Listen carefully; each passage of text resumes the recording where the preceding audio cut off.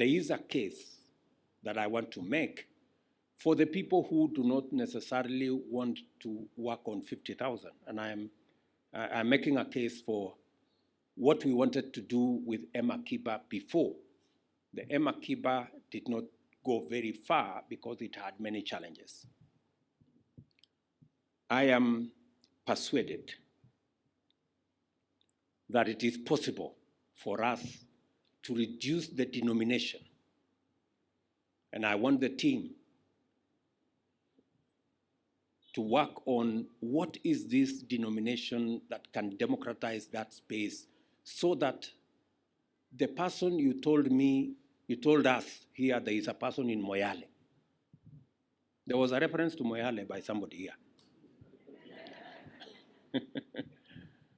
I suspect that that person in Moyale may not necessarily have the 50,000, but they could be having 5,000. And because there is no requirement now for them to travel to Nairobi and they can transact on their phone, there is absolutely no reason why we cannot facilitate that person in Moyale or indeed in any part of Kenya to have a transaction of 5,000.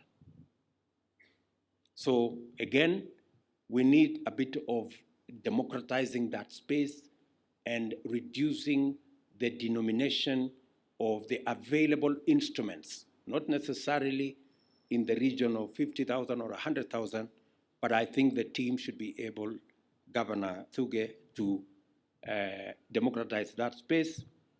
And I have seen how we lock out many people sometimes by working with big numbers. And let me give you an example.